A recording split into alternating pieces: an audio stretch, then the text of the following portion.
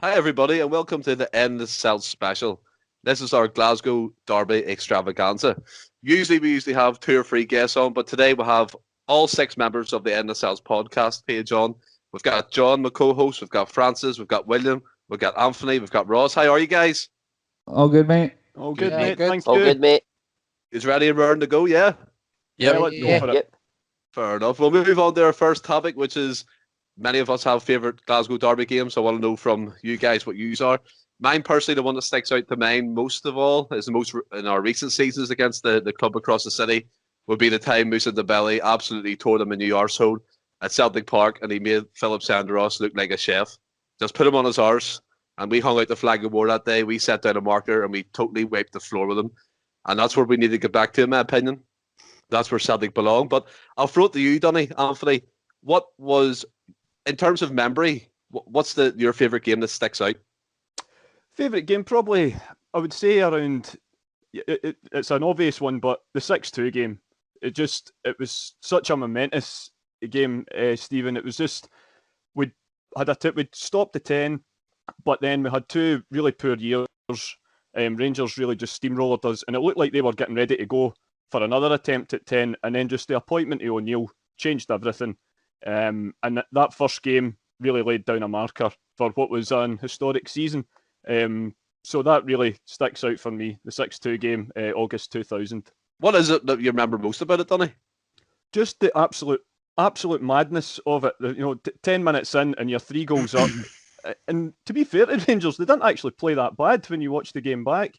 But it was just, everything about that day was just perfect. I mean, we'd been such a long time, and probably maybe even the first game in my life that I'd seen us just absolutely take them to the cleaners.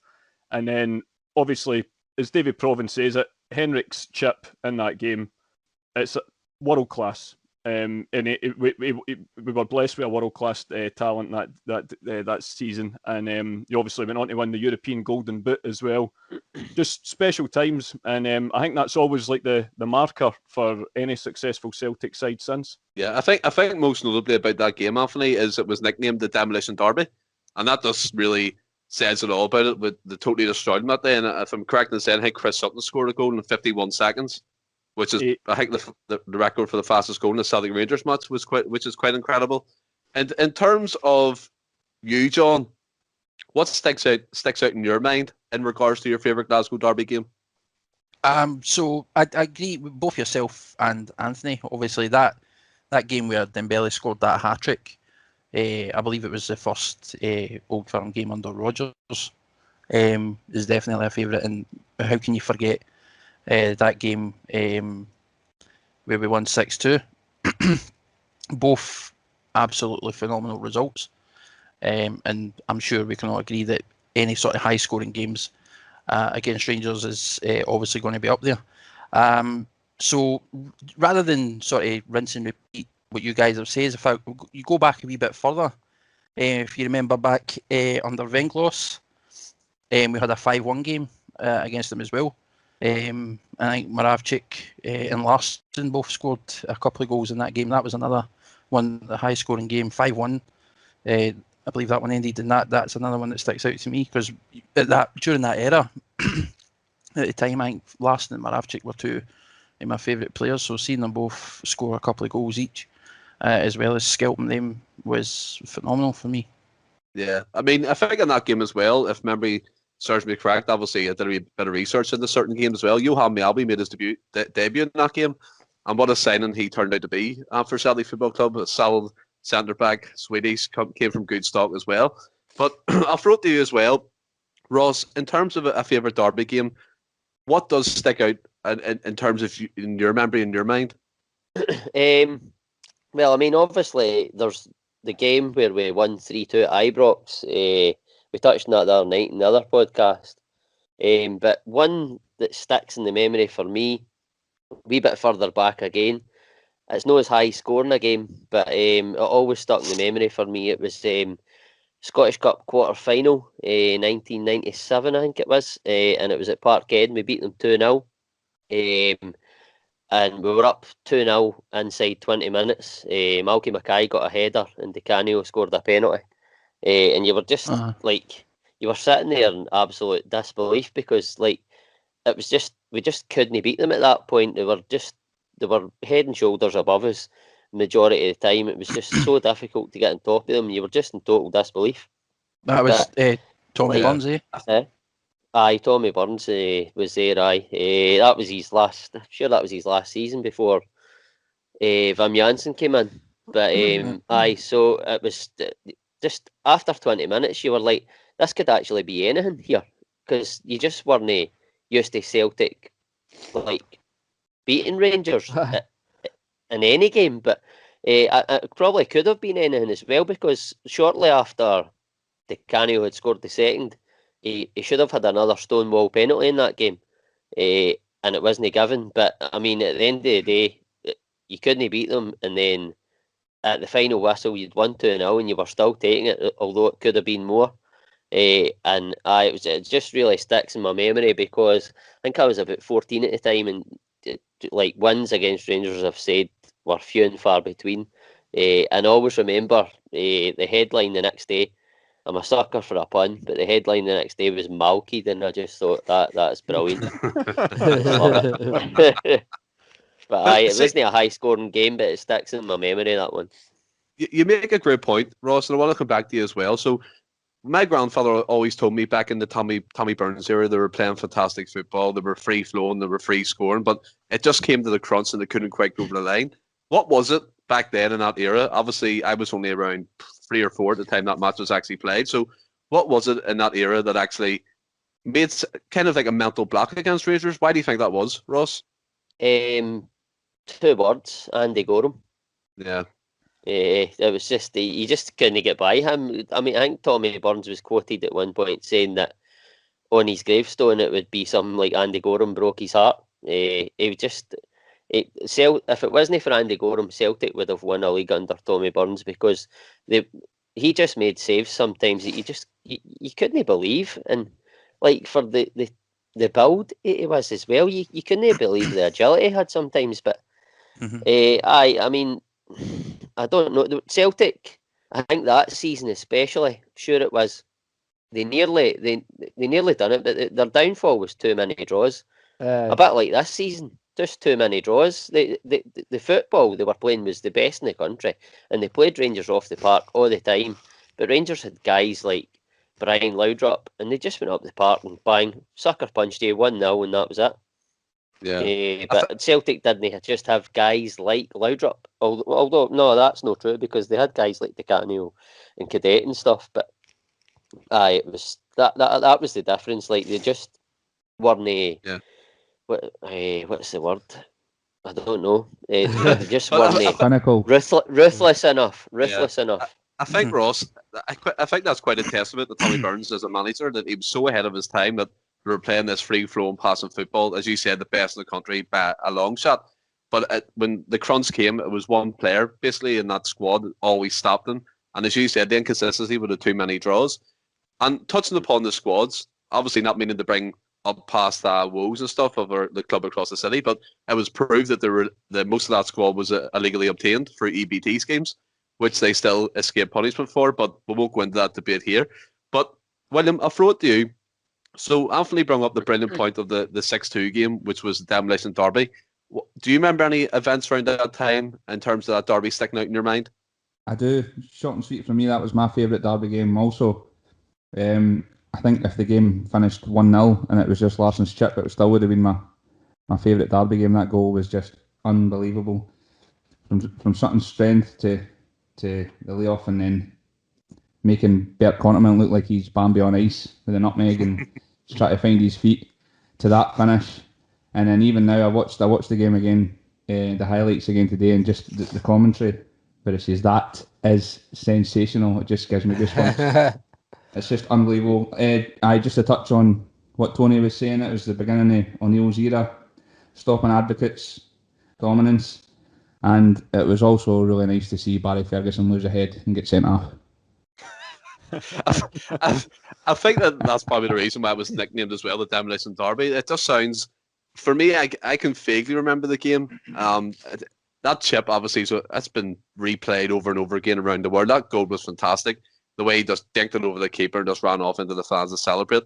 That's the type of player Henry Larsson was, and it's a testament that he actually stayed with Celtic that long, with interest from likes of Manchester United, big clubs in Spain, and he stayed with us through his prime years, which is something that Celtic fans are always grateful for, and he's always going to be known as the King of Kings.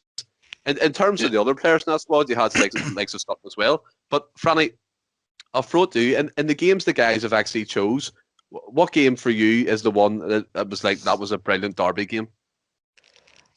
I would go with the 6-2-1 as well. It was just control. Like Anthony says, we didn't really. Rangers didn't play bad. They did, but we just were so dominant. It was 10, 15 minutes gone. You were 3-0 up. It was just everything you thought. It was just everything went your way. Something starting and finishing the scoring, and like the boys have said, it's Larsson's chip. It was Larsson. It was just world class. It was the guy just how he was. It was just that good that he had the balls to do something like that under the circumstances. It was a calibre of keeper as well. I mean Kloss was German goalkeeper at the time in that. And it was effortless. And just to go back, like you say, it's that 6-2 game. He beat them that in that fashion in the Neil's first Derby game. I mean, because was that not just after the back of Barnes Dalglish? Yeah. And Rangers know they beat us by quite hefty scorelines a few matches prior to that. So I think we were all going into that game thinking, wonder what's going to happen here. So he beat them like that, and what a game! Aye, no, we just set the tone, just straight like Sutton's goal in the first minute, just set the tone for the day, and then set it for the whole season.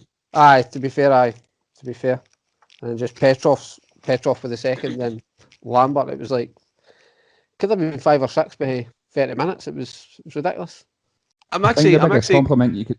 Sorry, Stephen. I think the biggest compliment you can give that game is that not long after that, Rangers went out and spent fortunes on the likes of Flo and Ronald de Boer and all the rest of it. Aye. So that game itself made Rangers sit up and go, "Oh no, we need to do something about it." We're up against something this season.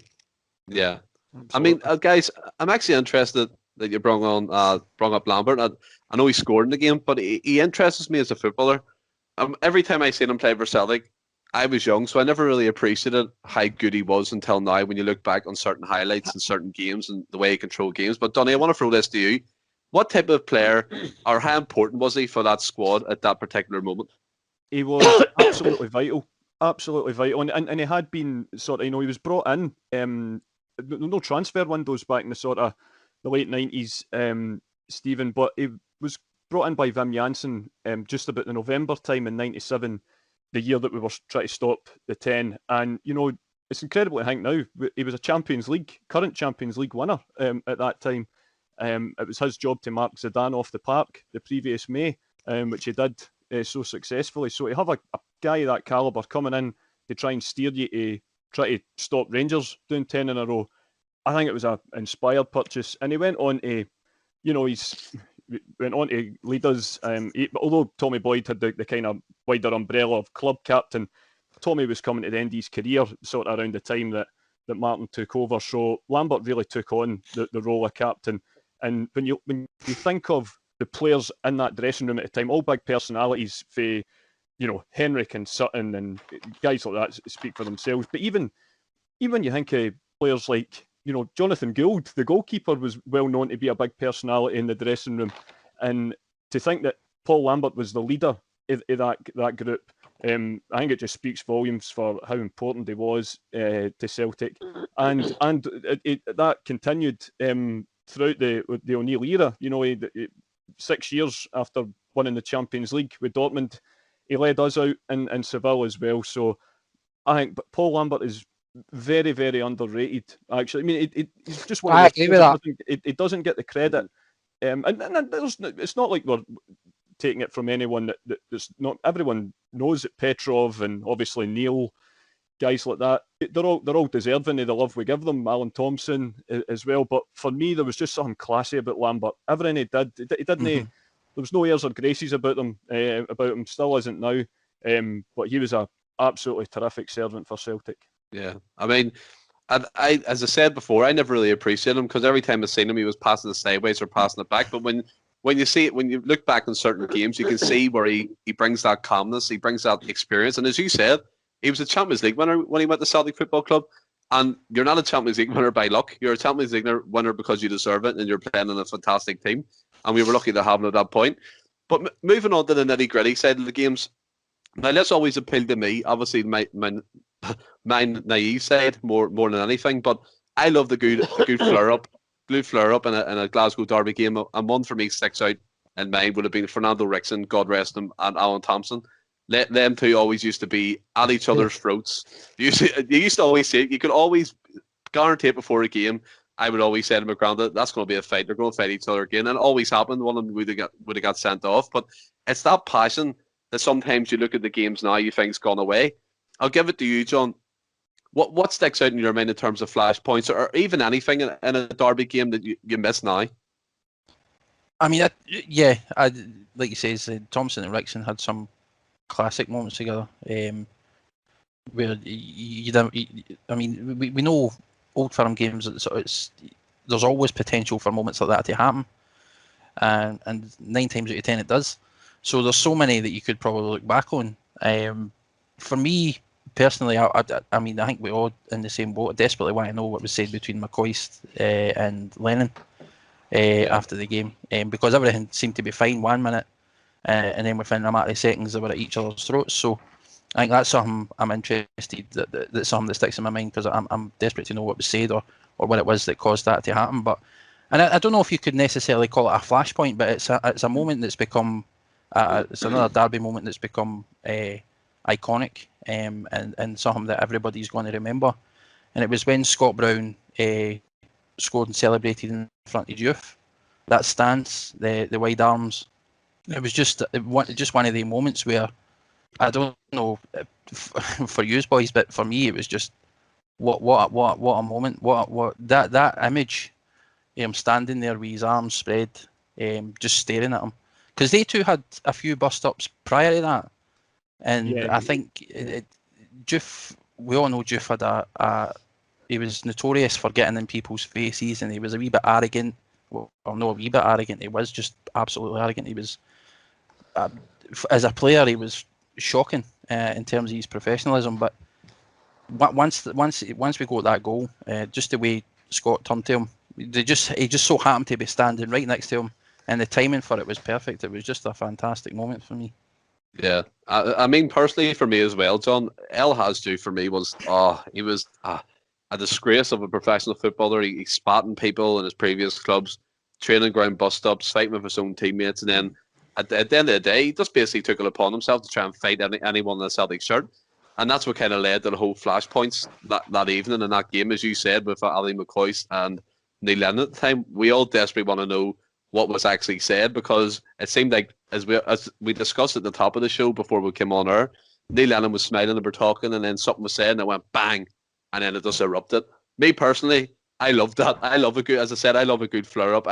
I love the games full of passion, because nowadays I think when you look down at the English Premier League and you've seen the derby between, the so-called derby between like Liverpool, United, after the game they're all hugging each other. I can't imagine Celtic or Rangers players ever doing that. But I'll go to you, William.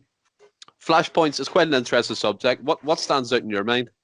Yeah, just similar to John. The one I had ready to go was the Bruni, the birth of the Bruni, I like to call it. I think the birth of the Bruni, I think if he ever is immortalised in a statue outside that stadium, which I think in time he might be the captain, the leader he has been, and he's been here for so long and lifted so many trophies. I think if he is ever immortalised in a statue outside that stadium, it should be that image of him just standing there with the legs akimbo like Ronaldo, ready to take a free kick and the arms in the air, ready to go. Yeah, it's so iconic, because we all as Celtic fans love doing the Bruni, and he still does it to this day when he scores or when he's agitated. He throws the arms out in the air, gets the Celtic fans going. And it's them type of characters for me. I know he's still in the squad at the moment, but it's a dying breed in the game. And it's like you're getting the foreign players in. No disrespect to foreign players, but they don't quite grasp the whole magnitude of the Celtic and Rangers rivalry. Yeah. And just to put in the context, on a football day, we hate them. And that's not me being funny or anything. It's true. I have friends who are Rangers fans who can barely speak when they're playing. It's just how it goes, and that rivalry can't disappear. It's what keeps us going as a club, and it's what we look forward to. And granted, yes, we all know that they should be still down in the lower leagues. They should have got punished more. But at the end of the day, the rivalry we have is something we thrive off and look forward to every season, because we need to set a marker down more now than ever that we are the best club in Scotland, because we certainly are. We've got the best squad, but unfortunately this season it hasn't panned out that way. Francis, and the flashpoints as well. You look at the red cards over the years, and you look at the dodgy referee decisions, especially against us. One referee springs to mind, Hugh Dallas. I don't know about you guys. He used to give a penalty against Celtic if a Celtic player winked at him wrong or looked at him wrong. But Francis, how do you feel about flashpoints? What stands out for you? Well, I don't know if it's a flashpoint, but Gerrard's celebrations after them winning the league on the 29th of December and then them imploding not long after that. That sticks out a wee bit for me in that the Brown, when we won the league as well, and then Brown just celebrated in front of the Rangers fans at Parkhead, and the whole Rangers team just surrounded them, and Brown and Lustig were just standing there, just the big shots. But I've had to pick I don't know if it's picking one, but just Boric being Boric. Boric just seemed to annoy them. It didn't matter what he done, it just annoyed them. Just Boric just being Boric. But I've had to pick one Boric moment. It was when I'm sure the game was at Ibrox, and I actually think we got beat that game. But he just ripped off the goalie top, and he had a picture of the Pope underneath it and that. He was wearing a t-shirt. And I'm sure he was running with a big Celtic flag all the way up Ibrox, and I'm like, he wouldn't shake anybody's hand. I was like, I'm sure we got beat off Rangers, but I was like, I think I think Celtic fans are happy now. Doesn't matter, we've just been beat. Boric has just won the game for us. Just won the day for us. Borie's got the shirt printed in a Glasgow shop just to fire underneath his top. And moments like that, it lives forever in Celtic fans' mind. And you look at the types of players, as you said, Brownie, you likes of Borage, and to a certain extent the likes of Lee Griffiths when he ties the flag pose onto the post. That's like, we're laying down a marker here. We're here to stay, and you aren't getting in front. And as I said before, I don't want to go over old ground. We let them. We fell asleep at the wheel. The warning signs were there, and we'll eventually come on to towards the end of the segment. But it's just sad how it panned out. But Anthony, for you, before we move on, in terms of flashpoints as well, what stands out for you there? Well, they're all great examples. I had most of them written down. I think just when we were saying about the fans as well on Derby Day, though, it's all before all our times, but I think we've all seen the scenes of the 1980 Scottish Cup final when it was just a battle between fans on the pitch. I mean, it doesn't get any bigger a flashpoint than that. You obviously can't condone these scenes, but by the same point, I think it does highlight just how deep these divisions are in this rivalry. And even when you look at you take into account Lennon and McCoist, that's two guys steeped in the traditions of each side. Probably we're having a glass of wine 5 minutes later, but just in that immediate moment, it was absolute carnage. And even when you think of go back to Paul Lambert and Kloss, I remember an incident at Ibrox, a very mundane incident. I think it was a corner kick or something, and Kloss sort of saved it and then fell on the ground. I think Lambert made a sort of half-hearted attempt to get it, and then the two of them just went hell for leather at each other. And you just think, again, these two guys won the Champions League with the same squad, best of friends. Not necessarily. I mean, I don't know Lambert's affiliation, but I don't. He's not the first person you think of when you think of a Celtic, great that was brought up in the traditions of the club, and it just shows you how it can even affect guys like that. It's a derby and a rivalry unmatched for me. And the flashpoints, although some of the scenes can be unsavoury at times, it just goes to show how much it means to them all, to all of us. Yeah. Mm-hmm. I think as well that's something that's greatly missed, especially because there's no fans this season. We can't really express how we're feeling. There's no bigger derby for me in the world in terms of Celtic Free Rangers, no matter if it's against the old club before 2012 or the Le Rangers now, or Sevco, as they're widely known among the Celtic population. But I think in terms of players as well, I'm glad you brought up Lambert again. And you wouldn't actually think of him in terms of a flashpoint, but he pulled the strings in that midfield and he was vitally important. Now, I'm going to move on slightly to players that stand out in these games. Now, this is going to be a weird one for myself. It just sticks in my mind. I don't know why, for many reasons, really. I was at my local GAA club, St Endless. That's a shout out for them. They're a big Gaelic club over here. And we were watching a Celtic Rangers game. I think it was around 2003, 2004 season. Do you remember the fella Janino was signed from Middlesbrough?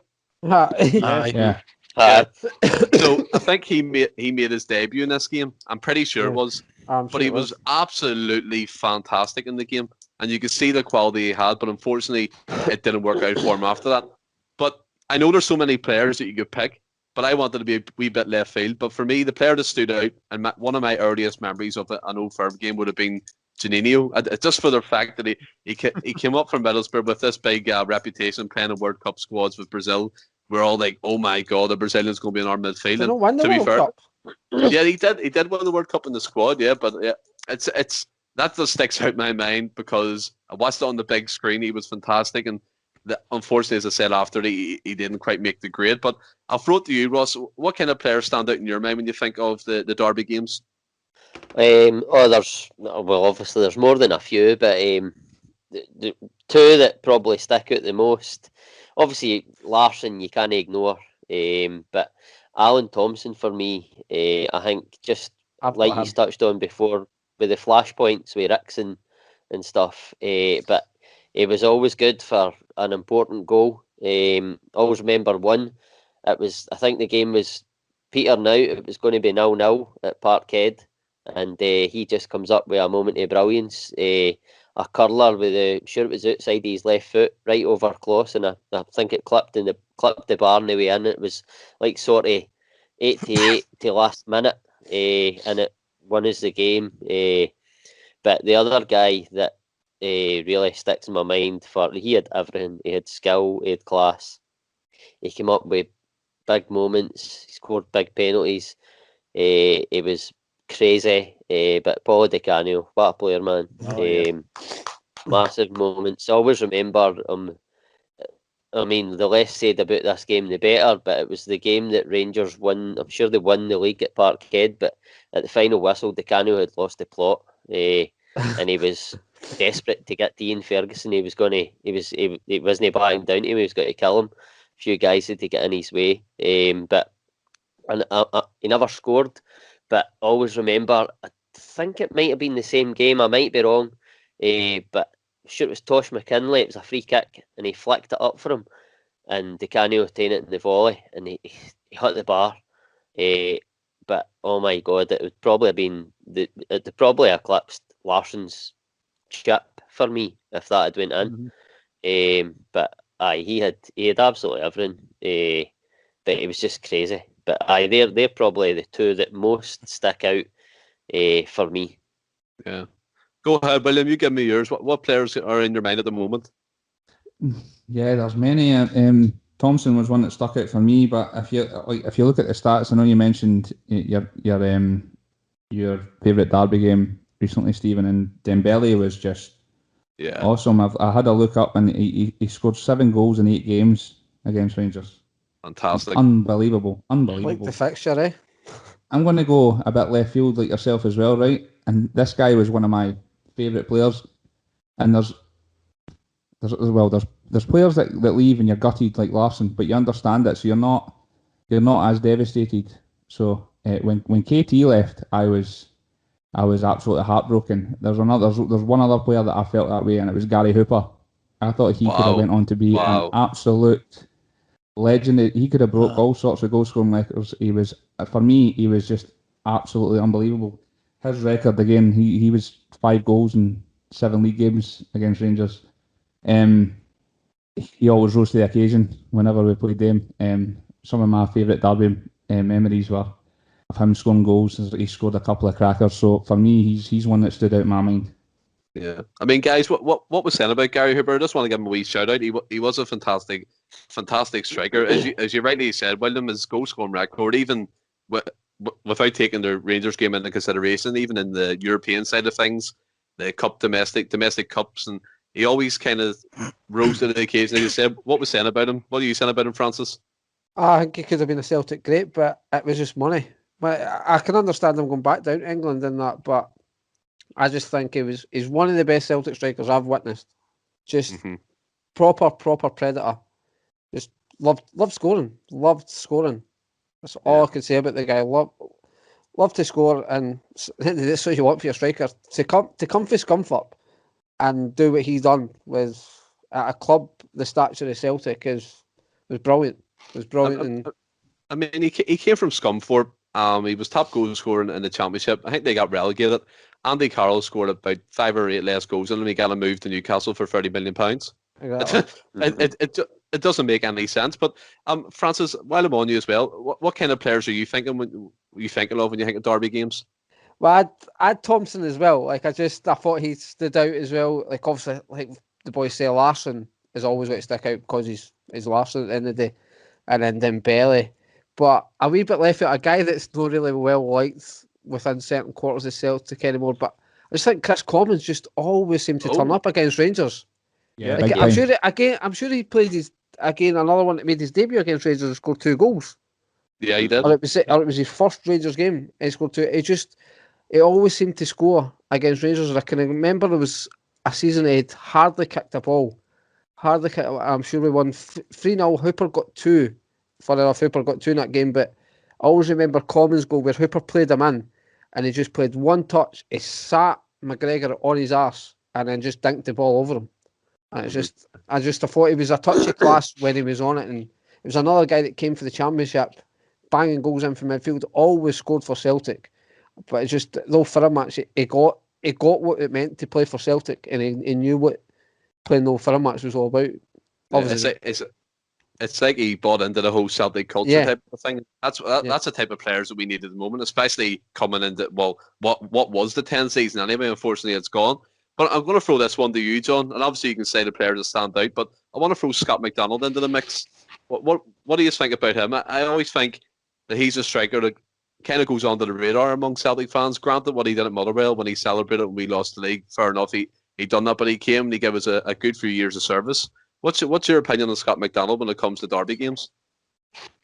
I mean, his name's no as synonymous with the Derby games as others that have been mentioned. But I liked Scott as a player, definitely. Like you said, he scored goals, but I don't think he was anything particularly great. He was a good player. He done his job. He scored a lot of important goals. But no, I wouldn't put him in the same sort of pantheon as like a Henrik Larsson or a Dembele when it comes to things like that, or Hooper, which is a perfect example of somebody who could have been immortalised at Celtic but chose to go and play low league football again. What players stand out for you then when you think of the Derby games?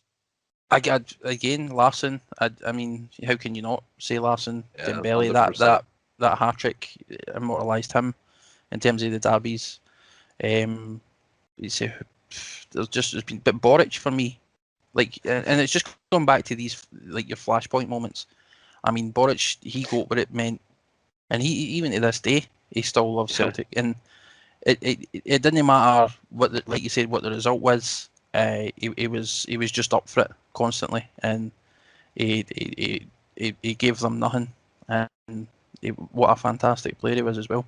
Yeah, I mean, a few other players have sprung to mind, like Fenneker Hesling, that header, Samras when he scored twice at Ibrox. Sunday. Remember that day? It was absolutely fantastic, and you're right, guys. You could go through a whole list of players, the likes of Lubo. You could go to Thompson. You could even go as back as Bobo Baldi, just for being the presence that he was, and it's kind of something that we miss in modern day football. That kind of no compromising centre back, and it's the road that we're going down, unfortunately. But I'm going to move on to a quite interesting topic that I want to know about anyway, personally. Like, I know a few of you have been to Derby games. I haven't, unfortunately. I live in Ireland, and it's quite hard for me to get over to games, and especially buying tickets for Derby games. It's like gold dust. So I get over around 6 to 7 times a year. I do my best to support the team as much as I can. I support it from home all the time and watch every game. But I want to go to you, Anthony. Give me the experience of a Derby game from the moment you wake up till you go back home. So, like, I want to know everything. I want to know the feelings. I want to know what you're feeling. Get into that ground, the atmosphere. And if you can, what game sticks out in your mind that you've been at that you can remember? Well, you say that but from when you wake up. To be fair, you very little sleep the night before. The nerves are just. I've actually still got the nerves now going into this game on Sunday. That's how we're still quite a bit away. But yeah, it's just the anticipation for it all just really gets you going. You just think that a result could totally change your weekend. If you get the bragging rights, that's you for the next 7-8 weeks. You can walk about strutting. You've won the derby. But yeah, even being at the game, I've been to the games, Celtic Park, Ibrox, Hampden. They're all kind of different levels. Just because of crowd numbers and stuff. But the feeling's the same. You feel like you're there representing the club as much as the guys are on the park, and you want to feel like you've gave your all on the stands as much as they guys have got to do it on the park as well. And it's just like I say, it's a match that's totally unrivaled for me. One, if I had to pick my favourite one that I did attend, and it's probably just for sentimental reasons, if nothing else, it was this is always good. You can. In the Invincible season, we can actually have a debate over what our favourite 5-1 victory for the season was. And as much as I did enjoy the one at Ibrox, because it was magnificent, I have to say, and as I say, it's for sentimental reasons, I'm going to pick the first one. We say the 6-2 game was a demolition derby. The 5-1 game was the Demolition derby. Yes. So it was Brendan's... That's where it started.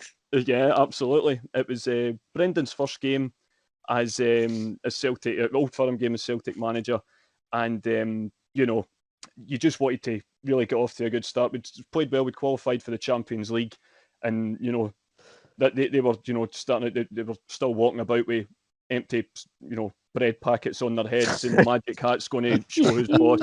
And I think Brendan just took it all in his stride. But it was actually me and my dad had moved seats that season. 111, where we'd sat for 20 years, had been changed to what's now the standing section, the North Curve. So my dad, he wanted to move, and we managed to get cracking seats where we still sit now in the South Stand. So it's just a couple of feet along for the Celtic dugout. Actually, in some games you can actually hear them. You could hear Brendan and Chris Davies sort of chatting with each other, and latterly Neil as well. They're just absolutely brilliant, and it's just a fantastic panoramic view of the stadium, and you're just sitting there, 10 feet for the action going, we really want to do it today. But me and my dad didn't actually, even though we've been season ticket holders for 20 odd years, I wasn't allowed to go to the Old Firm games up until I was a teenager, and by which point my dad's work commitments had changed. So a lot of the Darby games I had attended with my brother, and when we were driving through, my dad had actually said to me, do you know, I actually think the last Derby I was at on a Saturday was the 5-1 game in 98, which we touched on earlier. And he says, I took your papa that game. He said that was the last Derby he ever made it to. And when it was, I think it was maybe when it was 3, I started thinking it. And then when Dembele made it 4, I thought, oh God, this would just be unreal. But we did. It was almost like an unwritten or unspoken sort of thought between us.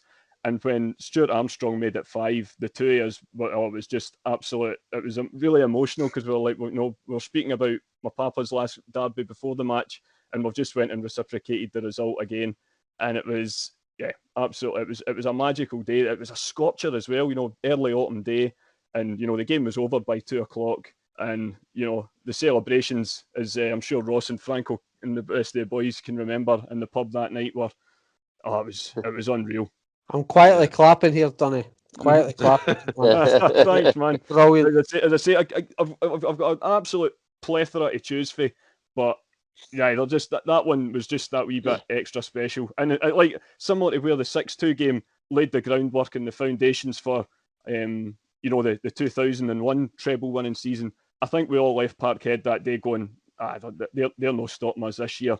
But then again, nobody stopped us that year because we are, the Invincibles of 2016, 2017. Yeah, brilliant. I mean, fantastic, Anthony. And I think that brings me right to the very first podcast me and John done. The whole experience you had with your dad, talking about your papa and the Derby games that he attended with him.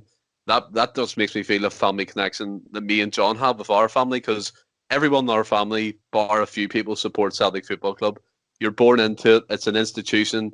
It's a way of life. It's an addiction. And for me, the build up to a Derby game, even though I haven't attended one, starts the week of the Derby game. You wake up in the week. You wake up in the week of the Derby game. You're straight onto the headlines. What's happening? What's going on over there? And it's all you can think about. And the closer you get to it, the nerves start going. And that's exactly the way I'm feeling now. But what I want to know, William, and if you can explain this to me, that'd be amazing. What makes it so special? I mean, 100% we know, but I want you to give me your take on it. What makes it so special to you, the Derby games? The rivalry, there's not a feeling like it. It's family again. What Tony's touched upon. My personal best Derby match is like he's saying, as much as there's been bigger scorelines and better games. Mine was in 2011. We won 3-0 at Parkhead. I had a season ticket with my dad at the time, and I was in my mid-20s or so, late 20s. My dad's my hero, so that time on a Saturday or a Sunday morning where it's just me and him driving through the game or getting the train through and getting a few beers and supporting Celtic and grasping each other and cuddling whenever we score, that's my biggest memory of this game. I've been at a lot of games, and for example, a big standout was the 4-3 UV game when Sutton smashed that volley in the top corner. Like, that atmosphere was unreal. But for this game that I went to, I've never ever felt an atmosphere like it. When Hooper scored the first goal, Commons gave him it an inside left, and I don't know if you guys remember, it looked like a heavy touch, but he meant it, and he skinned Davy Weir, and then opened his body up. How can you forget that? And just opened his body up and laid it under McGregor, and our seats were like Tony. We weren't far for Anthony. We were right next to the Green Brigade and the stand next to it, and Hooper ran over to that corner, and I turned to my dad and cuddled him, and when I opened my eyes, I was like 3 rows down from where I started. And my dad's glasses had fell out his pocket, and they just trampled on and smashed. And there's guys next to me throwing drinks in there, and I'm cuddling random people, and it's just these memories. And that's when I think that was a time when everybody was doing the huddle. So it was a Poznan, I think it was, that started it off. Yeah. So everybody turned away from the park. And everybody's doing the huddle, and it's the first I remember it, and nobody's even watching the game. Everybody's just jumping up and down doing a huddle. So for me, that's my biggest memory, and that team as well is like, it's something I think we're severely lacking this year. Like that team wasn't the most gifted or talented team we had in the world. We had the Joe Ledleys and the Hoopers and the Commons and the Izaguirres. Not the most talented, but they gave 100% every time they went in that field and had that fight. And that was when Lennon said he would bring the Thunder, and he definitely brought the Thunder that weekend, because it was just absolutely magic. Like Tony said, just waking up in the morning, you've got the butterflies heading through with my old man. It's just the best thing in the world. Yeah, I don't think it can be described any better. It's almost like you look down south, and as I said before, they're all cuddling and shaking each other's hands, and you're almost going to yourself, that would never ever in a million years happen up here, because a derby is a derby. Your rivals is your rivals, and when you step in that pitch, your enemies. No matter what anyone says, that's the way it should go. But we'll look ahead to Sunday's game, and I want to thank you guys as well for giving me that feeling, because I felt every moment. I have to be honest with you, it's the way I feel when I watch football matches with my granddad, and I'm sure it's the way John feels when he watches football with his dad as well. So we'll look ahead to Sunday's game. So we heard today from John Kennedy, there is going to be no guard of honour, and for me, thank God that's happening. I touched upon it with the podcast with Declan we just recently done there as well. I honestly couldn't give two flying fucks if people moan that we're not doing it. They didn't do it for us, and I don't care if it seems like tit for tat or we're trying to score points. It's about respect, it's about dignity, and what they done when it got confirmed they won the league was nothing but respect. As Dunny touched upon on our last podcast, they're wrecking memorial benches. They're in Glasgow Square wrecking the streets up. There's no punishment. They're outside training grounds and they're outside Ibrox getting drink poured over them by the actual players themselves. But yeah, John, what are you expecting from Sunday's game? And could I have your reaction to the no guard of honour thing as well? Like yourself, I'm glad there's no guard of honour. I don't think we should give them anything. I know it's generally a traditional thing, but they ruined that years ago. and we should give them nothing. And like you said, they don't deserve it. I don't care if they won the league. Like I said, this year, I mean, it's hard for all of us to take in, really, because arguably one of the biggest seasons we've ever had. You've repeated the 9. You've got a chance to win the 10. The wheels have fell off. I feel personally that due to the performances that we've had, and it's been relatively a poor season for us. It's essentially is. I mean, they've played well to an extent, but they've scraped a lot of results, and I think they've been handed it. But like you said, the way they've acted in recent years, the way they acted after they won the league, they don't deserve it. And I'm glad we're not giving them that. In regards to this weekend's game, I'd love nothing more than to beat them. I'm confident. Part of me is confident we're going to do that. I just think after their Europa League game, their heads will be down a bit. They'll be a bit frustrated. I can imagine this weekend's probably going to be one for flashpoints we'll no doubt be talking about in the future. But I'm confident we're going to get a result this weekend, and I would love nothing more than to end this invincible pish that they're all talking about. They'll never match. They'll never be invincibles because they need to do what we done, and they can butter up and they can say whatever they want. They can go about them being invincible, but it's not the same. And I'd love to just shut them up and just put an end to that chat and all. Nothing would be better than absolute scalping, wouldn't it? Just an absolute smashing to be like, we're still here, we're coming back for you next season. I think that's what we're all looking for. I just don't know if we're going to get it with the same type of players and stuff. But Ross, I'll give it to you. What's your reaction to the new guard of honour? Well, for me, 2 wrongs do make a right, because I'm absolutely delighted they're not getting them one. I mean, don't get me wrong, as I said before, if we did do it, then we would look like the bigger person, the bigger club. But personally, I'm glad we're not doing it, because they didn't do it for us, and I give them nothing, basically. No, I was never wanting them to do it, and I'm glad they're not. Yeah.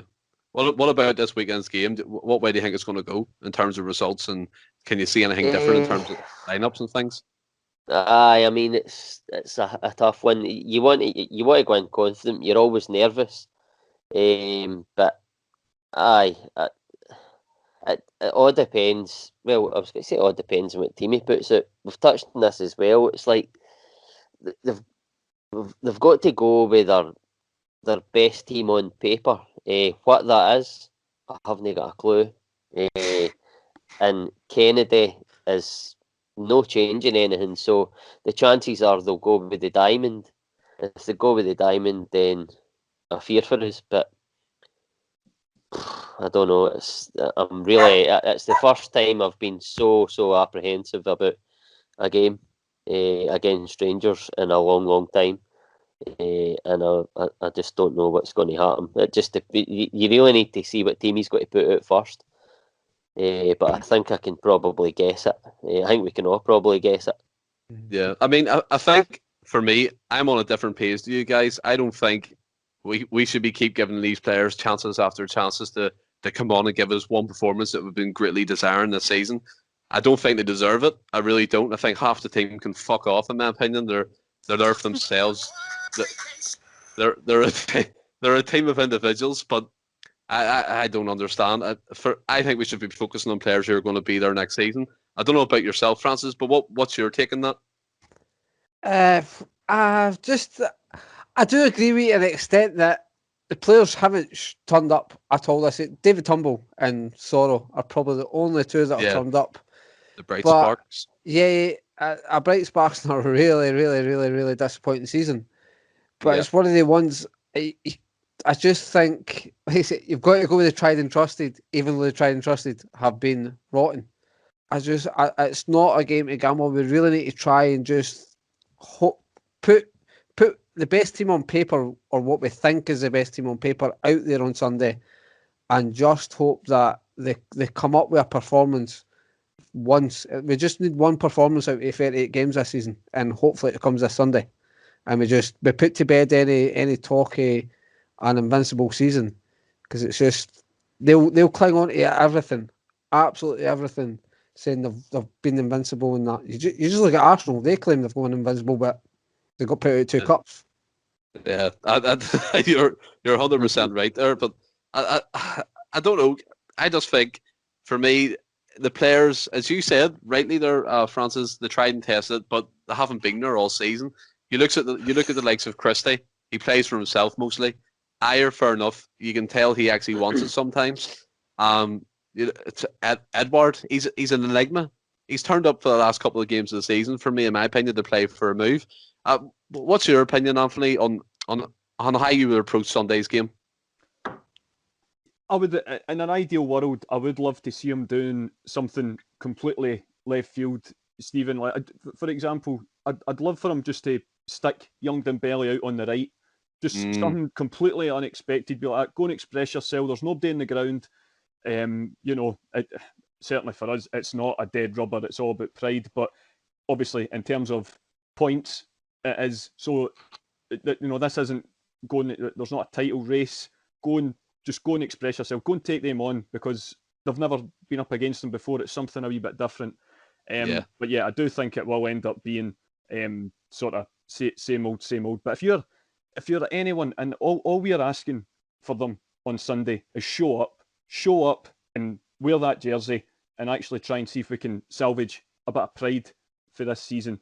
Turn up, defend your set pieces, make good decisions in the final third, win your individual battles, and like you say, put this nonsense Invincibles to bed. There's only one set of Invincibles. Beware of imitations.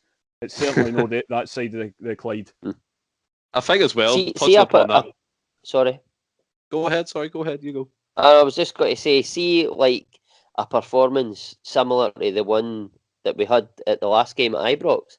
That would be perfect, providing we had a finish to what we were doing. Do you know what I mean? It would the pressing.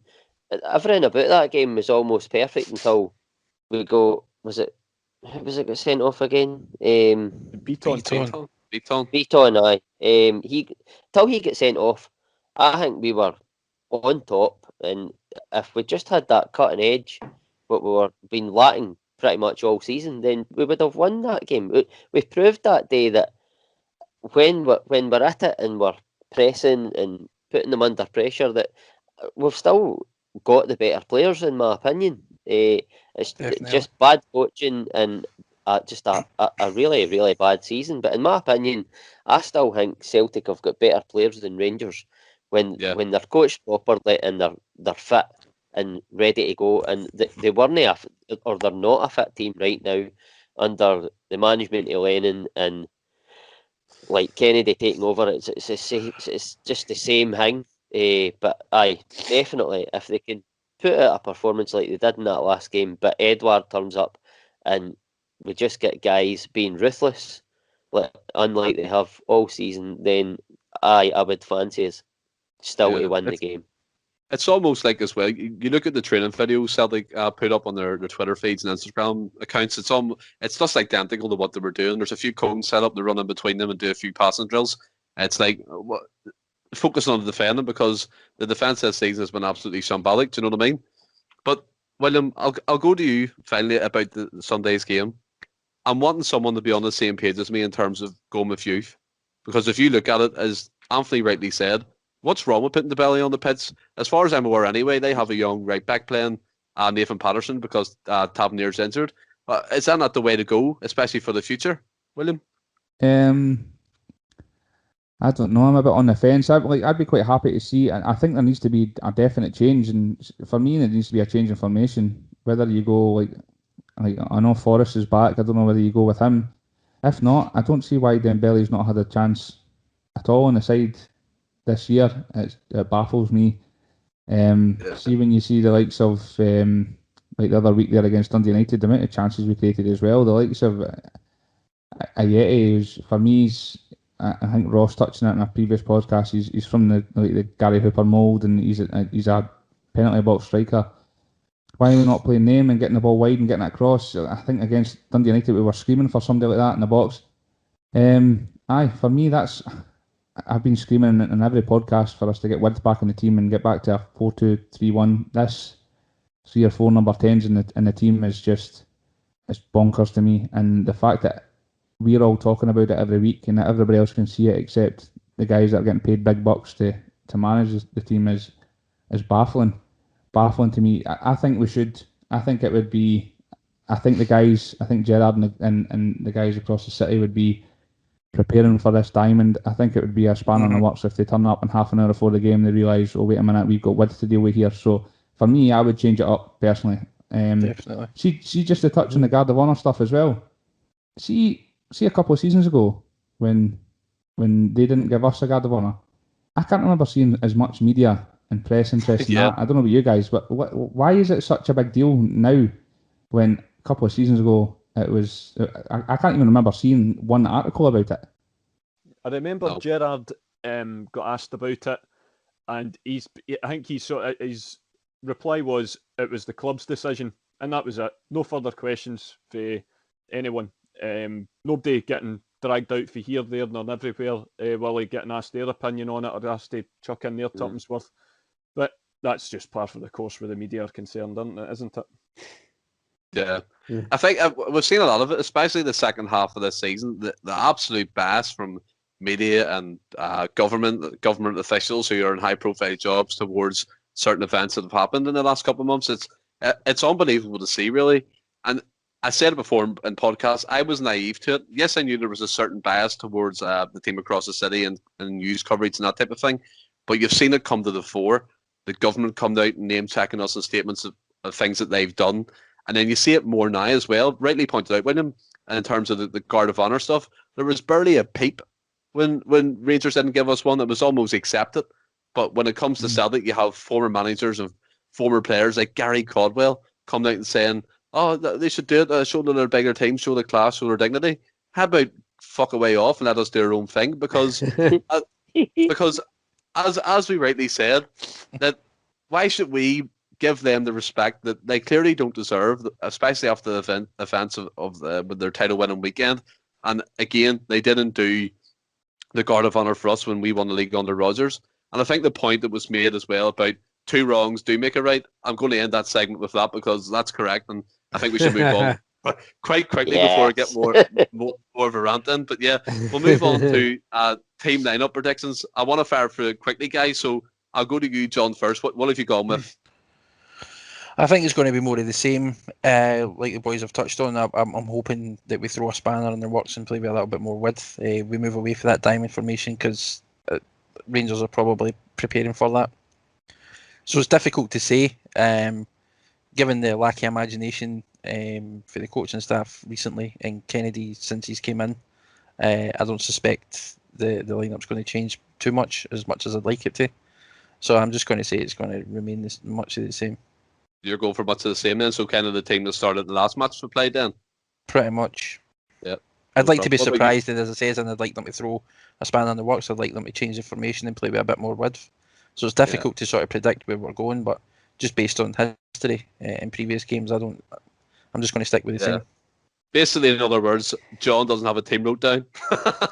I mean, I could sit and name all the players, but I mean, like, and we do this every week. We do this, and we try and guess the team, and nothing changes. And you thought when Lennon left and Kennedy came in, he would try his own ideas, something fresh, something new, and nothing changed. Yeah. And I just don't think he's got it in him to do it again. And that's what, like I say, I agree. We need to try something different. We need to switch up the formation. We need to play with a bit more width. We need to throw a spanner in the works. I don't have faith that Kennedy can see that.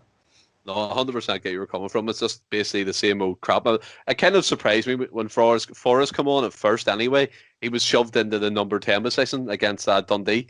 And you're almost going, what the hell is going on? Like, get him out in the wing, get him taking players on. And I think eventually towards the end of that game, he kind of took it upon himself to do that. Otherwise, he'd be stuck in the diamond formation, which he's clearly not comfortable with.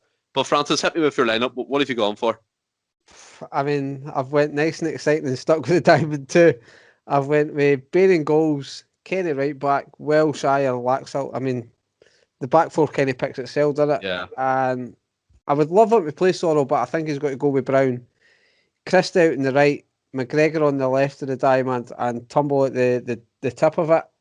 And I believe he'll maybe play El Yunusi up there with Edward. Just simply, I'm hoping that he does that in the sense that it maybe gives them the option to go to the 5 in the midfield and maybe go a wee bit wider. I appreciate obviously Christie will be in the right, who's not predominantly that position, but it gives us the option to play 5 across the midfield and maybe get a bit of width in the game and stuff. I would like him to play Forrest, but I'm not sure he's ready yet, considering how long he's been out for. What about yourself, William?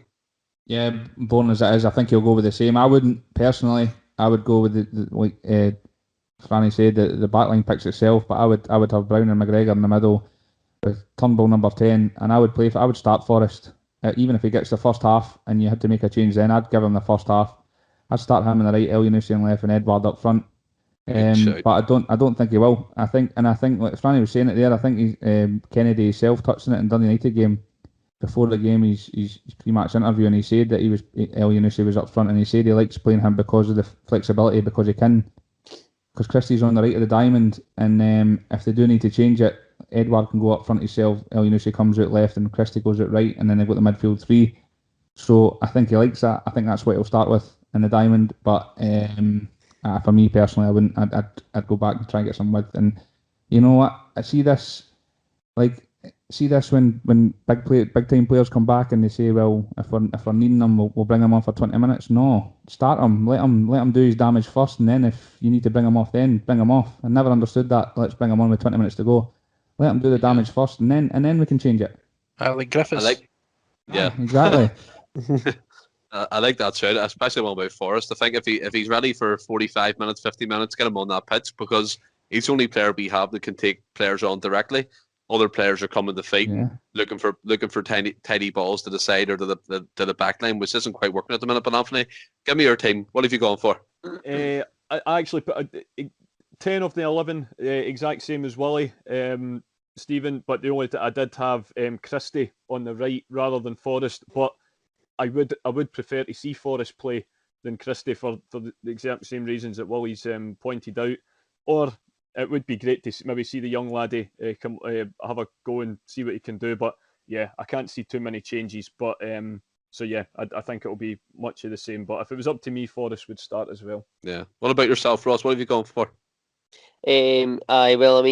I think, as the other guys have said, he'll probably go with the diamond. It'll be much the same.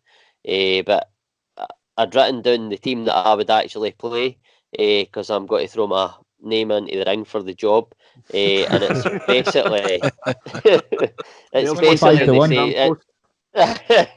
Everybody else is in for it, so I might as well. But it's basically the same team as what Willie said there, so he could be my number 2. I've basically went Bain, Ayer, Welsh, Kenny, Laxalt, and I've went for 5 in midfield. I'm only playing Laxalt because I don't think Taylor's fit. I've went 5 midfield, Brown, McGregor, Turnbull in the 10 role, Elyounoussi left, Forrest right, and Edward up top his cell. Yeah, fair enough. I can see where you're coming from. Like, definitely. He won't play that though. No, I know 100%. It's almost got to the stage now where you're kind of just wanting a bit of spark, a bit of change, because you're going into the weekend knowing you're going to face the same old boring shit that we've been used to the past 3 or 4 months. I know the diamond was a hit in December, but again, that was only because Sorrow and Turnbull were there playing, and Sorrow's been dropped now for next to no reason from what I can see anyway. But I've gone for Barkas to come back in the goal. Kenny right back, Welsh, Ayer, Taylor. If Taylor's fit, there's been no confirmation to say he's not. I went for Brown and McGregor. Christie coming off the right wing, Moy on the left, Turnbull playing as number 10, and Eddie up front by himself. I went back to the 4-2-3-1, mainly as I said before, because you need that width. I know Christie, he does my absolute tits in, and I'd rather he wouldn't be in the team. But there's quite frankly no one else to put in there, and you're risking a Forrest. I know William touched upon if he's fit for 40 minutes, but you're risking a Forrest coming on, and you know Finn Reddy that he could get injured by a heavy tackle at any moment. And I mean, maybe this game isn't perfect to throw him in, but yeah, we'll move on to the score predictions. This is going to be quick fire, right? So John, fire it out. What are you going for? 2-1. Francis. 2-1. William. Yeah, 2-1. Obligatory Laxalt foul for a set piece for us to concede. Anthony. 5-0. Wow. Wow. You think we're getting pumped 5-9? No, Ross. That sounds Step away from unfortunate. step away from the Mick. the Peroni, Tony. Step away from the mic. Aye. What about yourself, Ross? I've went 2-1 as well. 2-1. I've gone 2-1 as well. I think we can't really be expecting a high score match, especially the way we're playing them, and we're always liable to concede a goal as well. So, well, that's us wrapped up that side of the show in terms of speaking about favourite derbies and also on to the weekend's game. We're going to move on to the kind of light-hearted side of things. Usually, in our newer podcast, we'll be doing a quiz, but there's 6 of us, and I think a quiz would be quite chaotic, so I've changed tact a wee bit. I've gone for the guys to go for a 5-a-side team from Celtic, from any era that they choose that suits them, just basically to see what kind of their favourite players are. So I'm going to you, John, first. What have you gone for? My 5 would be Boric in goals, Tierney and Van Dijk, Moravchik, Petrov and Larson. What? That's the 6-a-side, you clown. I know. So it is. Do you know what it is? Yes, Do you know what it is? Because it's meant to be a quiz, you just thought you'd fuck this up as well. Well, 'cause I started with Boric and then I just counted 5. No, right. Start again. Let's go from the top. Who you dropping, John? Who you dropping? Eh? Who you dropping? It'll be Boric, Self. Tierney, Van Dijk, Moravchik, Larson. Nice. Fair enough. Go ahead, Francis. Well, I've went for Boric as well. I just think when we had him, he was arguably one of, if not the best goalkeeper in Europe at a point. And I've just picked one defender, Mialby. He was just Nice. solid, absolutely solid. My whole team's kind of based around players that I grew up watching as Celtic and can really remember. So I've got Lambert and Petrov in. Lambert, like we've touched on, just he's so underrated, but what a player he was. And Petrov just didn't really get off to the gates. That wasn't looking like he might have had a Celtic career after signing, just wasn't settling. But I just was brilliant, just box to box, just absolutely frightening. And can't no put Larson in the team, can you? It's got to be there. He has to be there. I mean, you need your head looked at him. It's 4-a-side, really. Everybody's picking 4 players, really, surely. Larson Apart from John. But John, he's picking 5. 5, aye. 6. What about yourself, William? What's your 5-a-side team? Like, before I start, this isn't my favourite 5 players of all time. For me, it's like we're taking this serious. This is a 5-a-side tournament, so I need a bit of trickery and stuff in there, right? So I've got Big Foster in the goals because if it's 5-a-side, he just needs to stand still and nothing's getting by him. He's 5 foot tall and 10 foot tall and 10 foot wide. I'm going to have KT at the back because he's just old school, hardcore, gets up and down. Lubo, need to have Lubo in there. Bit of flair. Again, this one's left field, but it's 5-a-side, so I'm going to go for Aidan McGeady. We need that wee bit of burst of pace, a wee bit of skill, somebody to beat somebody. Did they play Rangers because they never not turned up against them? Ironically, when we're talking about this show. Right, well, we'll put my 5-a-side team against yours then, and we'll see what happens. Oh! And then the obligatory King of Kings up front. Nice one. What about you, Anthony? Yeah, Fraser for the same reasons Wally laid out, and for the similar thing that it's a 5-a-side tournament. I'm sticking Big Bobo at the back because who's going to try and go near him? So that takes care of the physicality, and that leaves the other 3 can just be your tricksters. So I've went for Lubo. I actually also did go for I was going to go for McGeady, but just to kind of change it up a bit, I'll stick wee Maloney in because he was a great player in Stratton's first season. He was player of the year, and he was somebody I always really liked, and he would be absolutely brilliant in a 5-a-side. And obviously, King of Kings up front, got to be. Yeah, perfect. What about you, Ross? So I've just done this off the top of my head right now because I forgot you said about that. I'm glad you came to me last. So I've went with Boric in goals just because it's just Boric, man. He was brilliant. I love Forster, but I just think Boric maybe just got the edge on him. And like Anthony, Big Bobo takes the defence, and then I've got Lennon, who is just, I know it didn't end in the best terms there, but I loved Lennon as a player. What? The Gov. The Gov. Aye, so I loved him as a player. He was awesome. So what have I got? 3, and then I've got Moravchik and Larson. Nice Just because Moravchik is just fully skill, he'll create the space, and Larson will be there to finish it off. one. Yeah, I like that. And For me, we'll for win me the Gardy myself, tournament. That'll be it. for me myself, I've went with no goalkeeper, so I went with Van Dijk, basically covering all areas at the back. I went with Kieran Tierney. You can't hear back in. Listen, Apparently it's any money. I've went for Kieran Tierney as well for a bit of drive. I've also thrown in Lubo Moravcik, obviously for his skill. And I'm actually surprised no one's named this guy as well. Nakamura's in my team. And Henrik Larsson up top. I think that's a fantastic team. In terms of the whole side of things, I think my team will win. What about you guys? There's a lot of left footers in there. It's a bit of flair and a bit of technique, boys. That's what we're needing. Do you know what I mean? A bit of advancing. That's what we're missing this season. See, considering it's a Still five offside, tournament, I can't believe nobody's picked Paddy McCourt. Oh, that's true. Oh, good Yeah. shout. Oh. Good shout. John will put Wow. him in as the 7th player.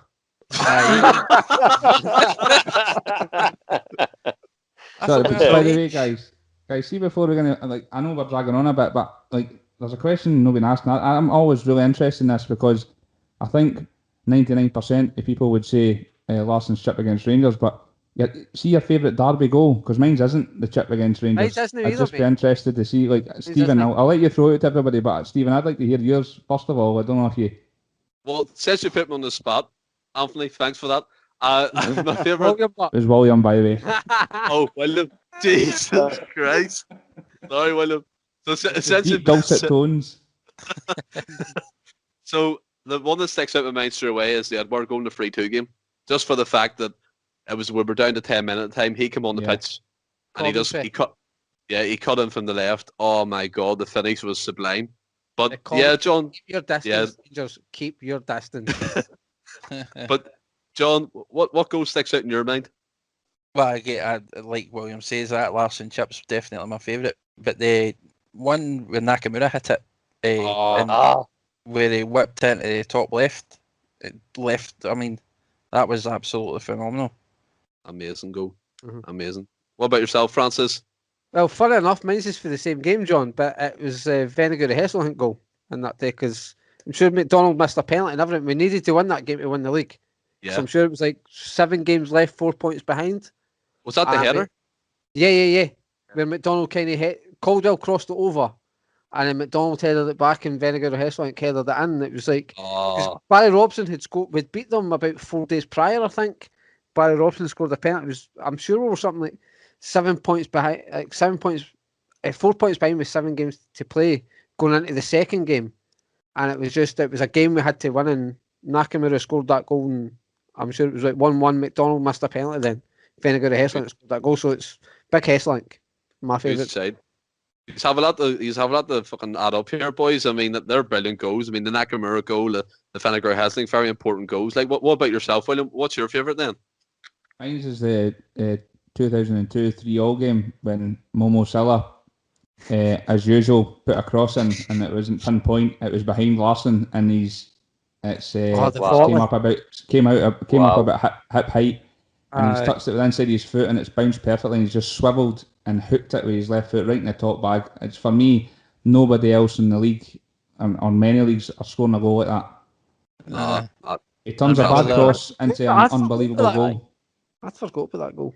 Yeah. What about yourself, Anthony? All great goals that you've mentioned, but I'm just going to pick this one, not just for the fact that I was right on the halfway line when it went in, so I had a great view, but it also won me £150 at the bookies. It was the 2004 season, and it was the final Old Firm game of the year, and if we won, it was going to be a Derby whitewash. We won all our games against them that season. And in the 90th minute, they were starting to get big licks over in the dark corner because they thought they were getting away with some pride. And Big Sutton just absolutely bullied Frank de Boer up in the air, and it was almost like a reverse for the 6-2 game. Sutton it was Larsson laying it off for Sutton this time, and just like you say with the commentary, keep your distance. This one was even better for me when Archie McPherson when Sutton chips the ball over close for 25 yards, absolute bedlam. And Archie McPherson just says, you couldn't have hit a more delightful chip with a wedge. It was Oh. absolutely brilliant. And the way that I'd had a few quid on that day, I think it was the first time I ever took money out the bookies. And absolute magic. So just another day at the office. Fantastic, Anthony. And finally, Ross, what sticks out in your mind in terms of goals? Well, I was going to go with the Nakamura one, but I think John went with that, so that's fine, John. Thanks for that. But You're welcome. I'm just trying to think of really good goals now off the top of my head, and one that I always remember was Andy Tomlin, the 3-3 at Ibrox. Oh man, belter. I think that was about 3 minutes into the game, and absolute rasper.